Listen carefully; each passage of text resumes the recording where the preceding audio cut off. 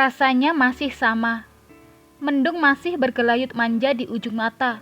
Ucapan kasih, bak tsunami yang menghantam dada, menghancurkan kesabaran yang berusaha kubangun, serta menggulung kepercayaan yang kusematkan pada hati Gala. Semalaman aku tidak keluar kamar. Berdalih vertigoku kambuh, Gala akhirnya berhenti memaksaku makan malam bersama di luar. Air mata mengalir begitu deras manakala deru mobil Gala semakin menjauh. Mereka pergi tanpaku. Entah kebetulan atau memang disengaja, Baya yang selama ini ku kenal sangat mandiri tiba-tiba sore hari tadi meraung ingin makan malam di restoran favorit mereka dulu. Tempat malam minggu mereka sebelum semuanya berakhir. Aku tahu seharusnya tidak membiarkan Gala pergi sendirian. Tetapi ucapan kasih yang terus menghantui membuat kepalaku sakit. Aku selalu bertanya-tanya dalam hati.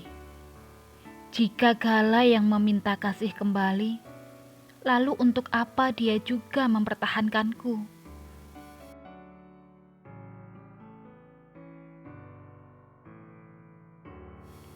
Ingin berbagi hati lagi kah? Semakin aku bertanya, semakin nyeri denyut di kepala.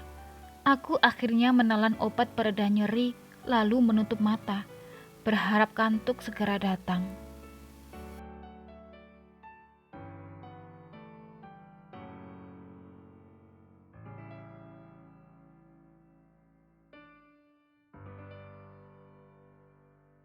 Pagi harinya aku terbangun dengan bantal yang kosong di sebelah. Tak kudapati jejak Gala, bahkan spray tempat dia tidur pun tidak meninggalkan jejak. Hidungku membaui sekeliling, bekas parfumnya juga tidak ada. Seketika aku berdiri, mencari ke kamar mandi, barangkali menemukan jejak di sana. Hasilnya nihil, lantainya masih kering, beralih ke keranjang pakaian kotor, tak kutemukan kemeja yang semalam dia kenakan. Hatiku kian berdebar, jantungku berlarian, hingga berbagai pikiran buruk silih berganti datang. Apa mungkin semalam mereka tidak pulang? Atau Gala dipaksa anak-anak untuk tidur bersama? Lalu Gala tidak bisa menolak dan akhirnya terlelap sampai pagi.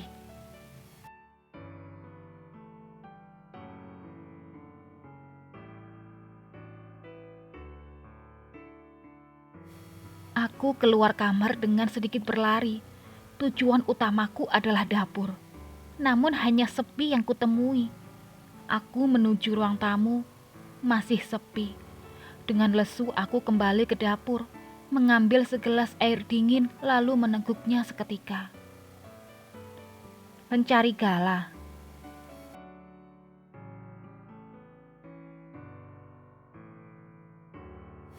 Suara merdu yang belakangan mengisi rumah kami sedikit mengagetkanku. Aku berbalik dan menemukan Kasih yang tengah berdiri masih mengenakan jubah tidur. Dia sudah berangkat ke Solo pagi-pagi sekali.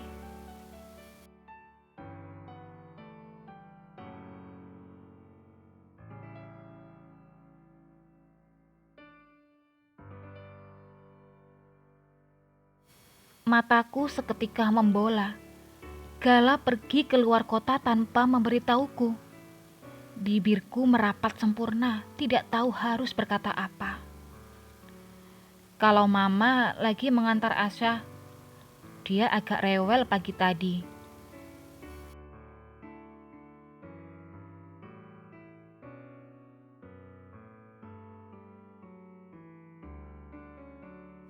Kasih berjalan mendekat sambil membawa rambut panjangnya yang tergerai ke sisi kanan. Lalu merunduk di depan kulkas yang tepat berada di sebelah kiriku. Dia mengambil botol berisi air dingin lalu meneguknya langsung.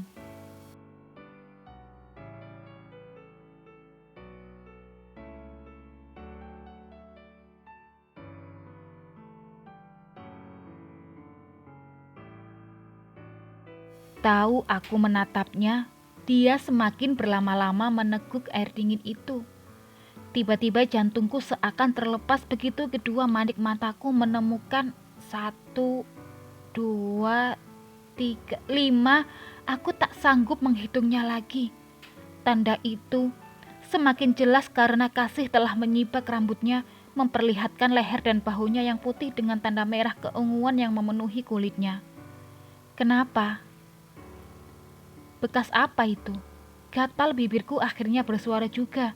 Meski aku tahu itu tanda apa, namun satu sisiku ingin menolaknya. Kasih meraba leher dan bahunya yang terdapat tanda itu, lalu tersenyum sambil menyandarkan tubuhnya di meja makan.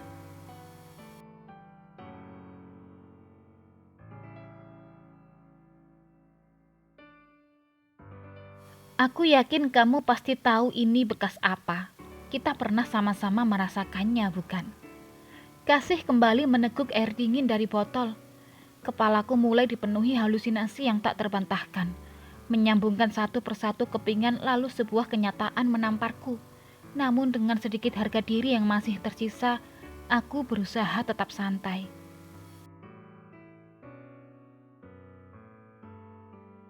Kali ini dengan siapa? Apa suamimu semalam kesini? Pertanyaan yang buruk. Aku memaki diriku sendiri. Kasih berjalan mendekat ke sisi kananku, meletakkan botol yang telah kosong ke bak pencuci lalu mencuci tangannya.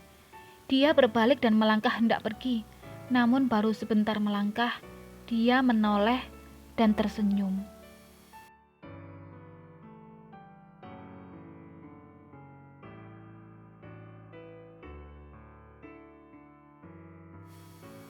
Semalam sangat indah, kami sangat menikmatinya. Kupikir aku sudah tidak menarik lagi baginya. Namun perpisahan yang terjadi di antara kami tak membunuh hasratnya padaku. Kedua alisku terangkat, perkataannya sungguh ambigu sekali.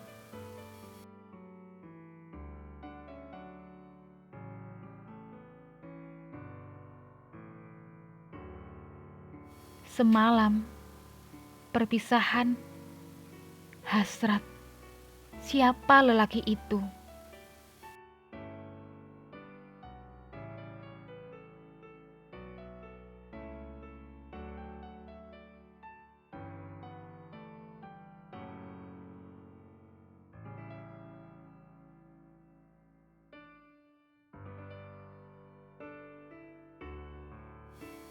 Kamu tahu, Riz, rasanya masih sama, bahkan lebih indah.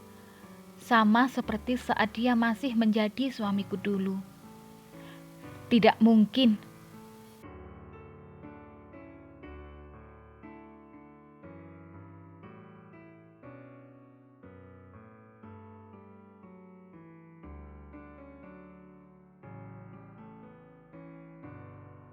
Aliran darahku semakin cepat.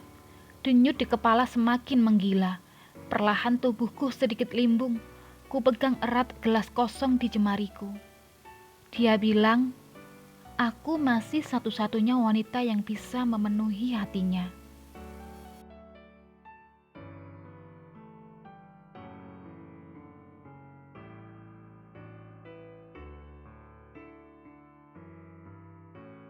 Kasih lalu berbalik dan berjalan menjauh menuju kamarnya. Pertahananku roboh.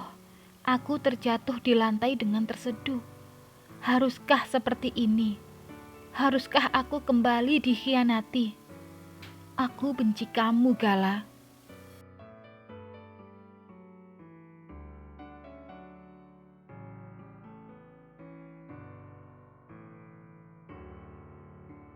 Bersambung. Ada apakah dengan mereka sebenarnya? Tunggu di episode berikutnya ya. Terima kasih.